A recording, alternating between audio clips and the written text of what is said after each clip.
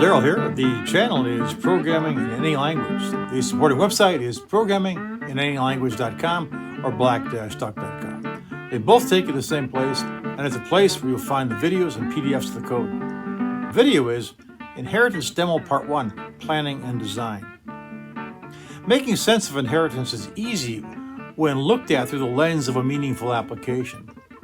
In this case, we're going to use a car dealership. Dealerships have all sorts of vehicles on hand. In our case, we're going to limit it to 3 types of vehicles: cars, trucks, and SUVs. And we're going to minimize the details we're going to track to keep this demo simple. In our application, we'll track make, model, mileage, and price for all vehicles. For cars, we'll also add the number of doors.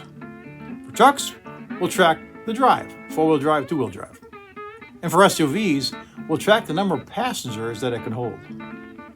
We could track much more, but this will suffice to allow us to set up a base class and several derived classes. Now, you can't just jump into creating an app like this. I attempted to and got lost pretty quickly. A step-by-step approach works a lot better. And this video is the first step: planning and design.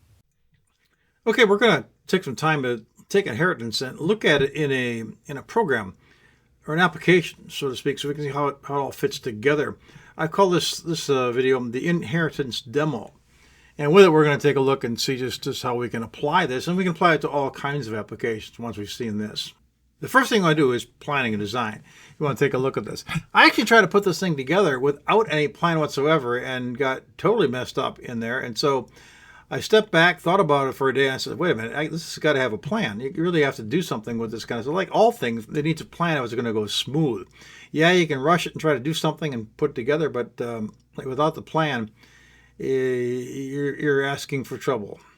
So we're going to be looking at a car dealership. And we might have a car dealership whose inventory includes 3 types of vehicles: trucks, cars, and SUVs. We saw this in the introduction area. We talked about this. We just showed how the auto would work, or how the car would work with a vehicle.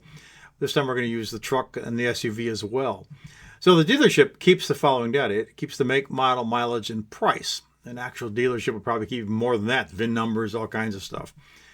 Each type of vehicle has the above data. In addition, each type of vehicle has its own specialized data. Cars, for example, include the number of doors. Trucks include the drive type: 4-wheel drive, 2-wheel drive. And SUVs include the passenger capacity. We look at that, we can actually create the vehicle class. And we did this also in the introduction section, or in the lesson area. And in this case, it's car class, track class, and SUV all are derived from the vehicle class. The vehicle class is right over here. It's got the make, model, mileage, and price sitting in there with gets and sets for all those particular properties. When we create the vehicles, the car class, for example, we'll say car vehicle, truck vehicle, sports utility vehicle. They're derived from the vehicle class. And that means that when we add doors to the car class, we're also going to get make, model, mileage, and price included as well. Truck is going to have the drive in it. It's also going to have make, model, mileage, price. And the sports utility will have passengers, along with make, model, mileage, and price. We can use what we used before in the lesson area as a kind of a sample how we're going to put this data in place. We're going to be capturing the make, model, mileage, price, and doors, for example, in the car area, or drive, or passengers, depending if it's a truck or an SUV in this thing. And we show those things as well as in this area as well. So what does that mean we're going to have to do? We can kind of make some changes to this. We'll do some changes shortly, but our goal is going to be collect this data in a structured list from cars, trucks, and SUVs. As an additional goal, we're going to be outputting this data into a comma-delimited or tab-delimited file that can be an output to a spreadsheet as shown below. So we're going to be able to see this. We're going to have a type here, and we're going to have the drive, the doors, the passengers collected in the spreadsheet, or in columns on the spreadsheet, so we can actually see it. The make, model, mileage, and price, which is collected for all vehicles, all types of vehicles, will be sitting here in columns B, C, D, and E. How we can all make all this work now. Well, we're going to do that by kind of modifying our little application here. We're going to collect the data for the spreadsheet. It can be accomplished by creating an application that collects the data and saves it in a comma-delimited text file. The application will let the user specify what type of vehicle is being entered. Based on that data, The proper derived class is then used to collect the data. So you can see we have car, truck, and SUV radio buttons up on top. This is probably going to be inside a panel. And then based on that, we can make changes to what this particular text box is and this particular text box is by using another panel and implementing the piece that we need. For car, it's going to be doors. For truck, it's going to be drive. For SUV, it's going to be passengers. For the application, we need to create a hierarchy chart identifying the functions and methods we want this application to perform. Designing the form so it is pleasing and functional to the user. We want to write the code for each function and method and want to test the program to correct any issues. Now, we've looked at the Anything database, in this case version 3 of the list and structure, way back in the structure section of the website. And all this stuff works just fine. And we can adapt this then to do what we're actually doing here. We can actually create this entire application using the navigation, add, delete, edit, all that kind of stuff for this car application. But we're going to modify this thing. We're going to make it a little bit simpler. We're simply going to use the add function and the save function and the exit function to make this thing work, because we don't need all the rest of it. We can certainly do that, but to make this thing not a giant project, we can just look at these pieces here, because all we really want to know right now is how do we work with inheritance.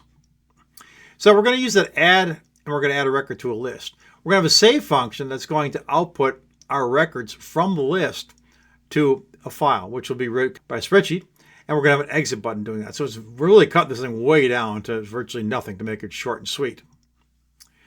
We're going to design that application then so it looks like this with a car, truck, SUV buttons over here. Our add button is going to relate to this button down here. Our save is going to be related down here, and our exit button, of course, will be down here. And this data right here will be while we grab the data and how we display it from the classes. The first thing we need to do is create that thing, and we're going to do that by setting up a panel here that's going to hold the radio buttons. We'll have a car, truck, and SUV radio button sitting here. We're going to have the vehicle data. We're going to make, model, mileage, and price.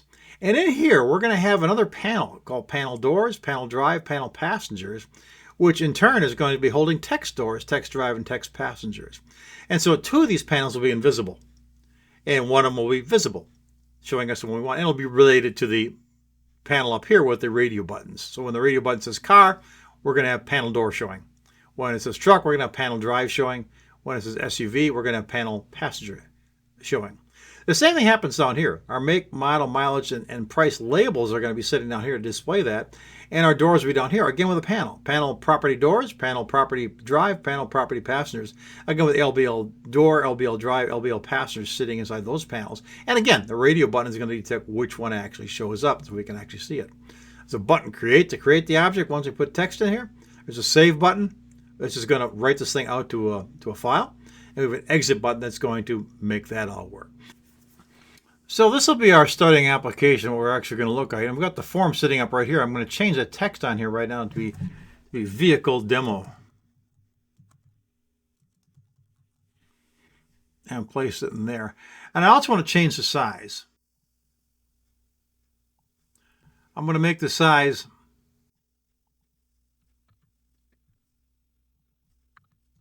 258 by 557 and put it right up in here. Then we're going to start adding our data that we're actually going to need here. I want to be able to hold the make, model, mileage, and price in here. So we're going to put all those pieces in place. We'll probably lay them up here someplace.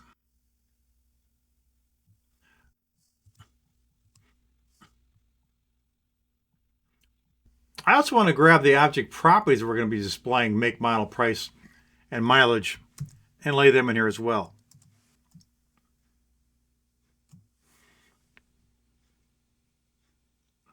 And we'll kind of line all these things up together. I think what I'm going to do is line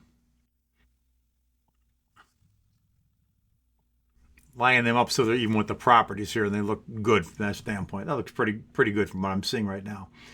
The other thing we're going to do is we're going to put our buttons in place.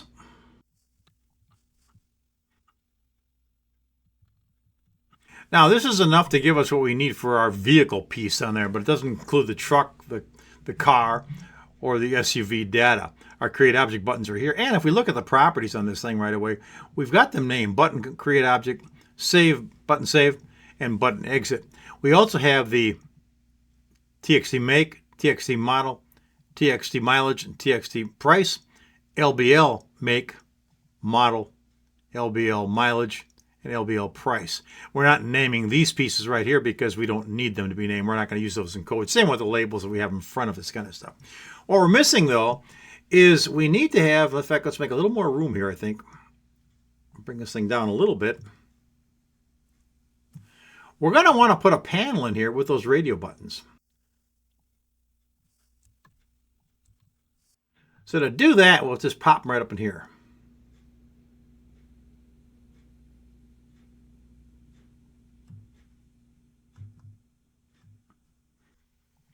And what we end up with here is a panel called Panel 1, which we're not going to name other than that because we're not going to refer to it in code. But we are going to refer to the radio buttons. So they'll be named Rad Car, Rad Truck, and Rad SUV, as you can see in the properties area. We now need to make room for the doors, the drives, and the passengers that are going to be related to these particular items right here. So what we're going to do is we're going to grab a set of panels. And hopefully I'm grabbing everything here. What we're looking at right now is a panel called Panel Doors. And it's got on it the text doors. If we now send this thing to the back, our passenger panel shows up. Panel passenger and our text box, text passenger. And we send this one to the back. We have the drive, panel drive and text drive. And so we can relate those things by, depending on what this radio button up here is, we will set one of these panels to visible so that only that one will show when we're actually seeing that. We're going to do the same thing with the properties down here.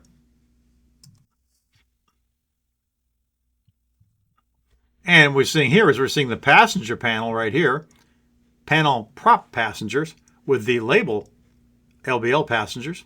We send this one to the back.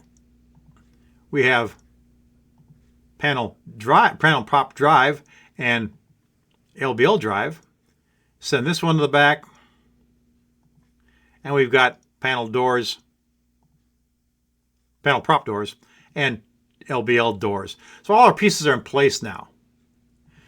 The only thing we need to do is kind of make it look good. And so we'll probably want to take our drive here, these panels, and move them up a little bit so they're kind of even with that guy up on top. Looks close. And same thing with this panel right here, this set of panels. Maybe something like that, and we should be close to where we want them to look like. Let's run it real quickly. We'll do a file save on it. Set our form to start up in the center of the screen, and then run it.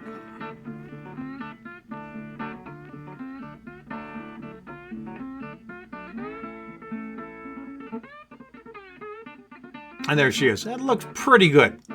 Pretty good. We're going to check our tabbing right now. And if we notice, it goes down nicely. Create objects. It's not stopping at doors, so we need to adjust that. We'll figure there goes doors. Yeah, so we need to change some things on the tab elements and make it work because we want it to be able to bounce to this thing. Also, we don't have anything controlling this. This is not controlling our doors right here. So we probably want to change the tab. We'll want to change the tab index on these things to follow this right in here. So we're coming down and making that work right. We'll do that when we actually do the coding and fix that thing up. But that should take care of it. It looks like we've got our thing ready. We're going to save all and set ourselves up. And planning allowed us to put up a pretty nice form together. Now we'll create the code environment. That means adding our classes and setting the form function logically. We'll check that out next. Thanks for watching. Visit the website when you get a chance. And please subscribe to the channel. There's something new coming every week. We'll see you in the next video. Take care.